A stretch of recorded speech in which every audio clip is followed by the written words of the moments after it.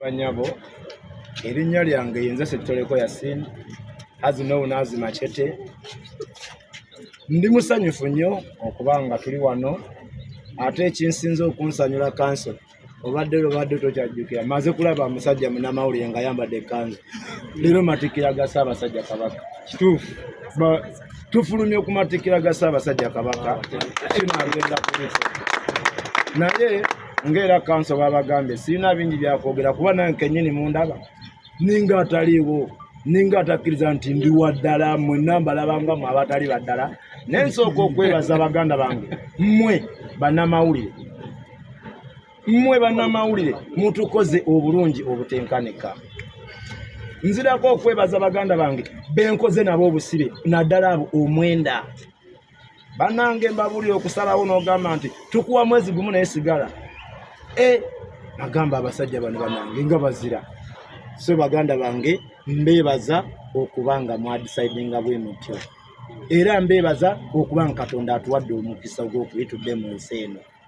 Nzidako okwebaza bannayuganda mwenna abali mu Uganda n'abali ebweru wa Uganda, oyo gwe baali basibyeko ne gwe batasibangako. Bannange muyimirire naffe era tubasaba muyimirire naffe paka gye kakyukira, kuba naffe tujja yimira nammwe paka gye kakyukira. Ekirala nsembayo okwebaza bakadde baffe. Mama wa Machete aliwa? Mama gy'oli? Bannaye nebaza maama oyo. Waliwo ab'ekitongole ky'amakomera lwe baatuuka ne bagamba ne bannaye maama woyo yasoma kyenkana kino, mbagamba teyatuuka yadde mu pittu ng'alemeddeko nnyo, alina gwe wekka. Bannaye nze first born wa maama oyo.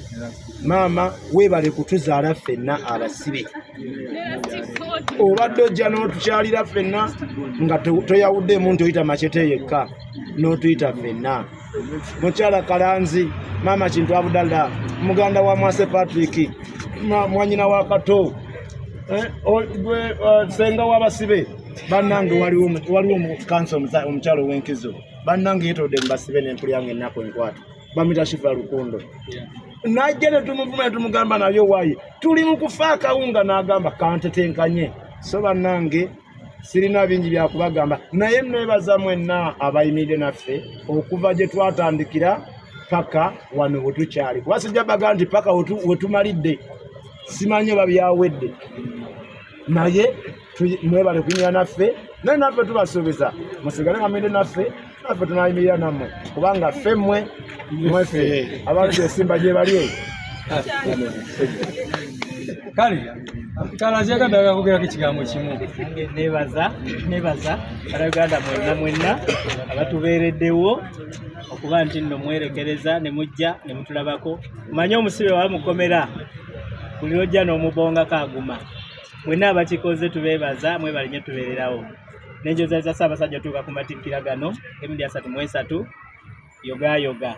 Nebaza Mulangira Nakibinge yeebale nnyo buli lwabadde nga ayogera ku nsonga zonna, abadde tatusuula bbali n'agezaako tubanja. Bannayuganda kye mbasaba tubeere bumu, ng'ekizibu ekigwa ewagundi duka misindo kwatira awamu. Ekyo kye tubeebaza mwenna abasobodde okikola, tweyanza twebaze. Neyanza nnyo ekitebe kino okuba nti mu bulumi obw'obutabaawo bwa ssente kisobodde okubeera nga mu buli ngeri yonna kitetenkanya famire zaffe at least ezibanga tuzisanze zikyaliwo. Tweyanziza tweyanze. Kale maliriza ebigambo byo. Okusookera ddala tugenda kwebaza bannayuganda mwenna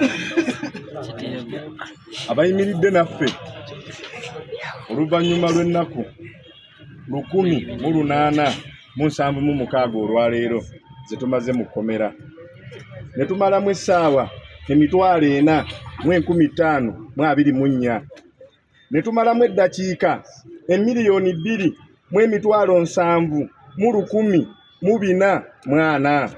Ne muyimirira naffe obudde bwonna. Nze ngenda kwebaza ekintu ekyo kimu okusookera ddala. Bannange beebazizza byonna. Ngenda kwebaza omusajja gye bayita Pulezidenti Kyagulanyi. Bwe batuteekako omusango guno balowooza ajja twegaana nti batutaddeko omusango gw'okulya mu nsi olukwe, naye baagamba nti abo abasajja obamanyi. Kyagulanyi yayimirira naffe n'agamba abasajja bange mbakola ki? Bamanyi. naye ku lwekyo olwaleero kyovula abatadde ne tuddukira wano tugenda kuyimiriranga naye olw'okuba yazimba obwa Sseruganda obutalikola ki obutalikoma. Twebaza buli munnayuganda yenna ataddemu ipoti yonna okubanja era nga tubasuubiza nti tujja kuyimiriranga ku mulamu obudde bwonna n'abanyigirizibwa emirembe n'emirembe gyonna. Amina. Read him. People power. Our power. Our power. People power. NUP.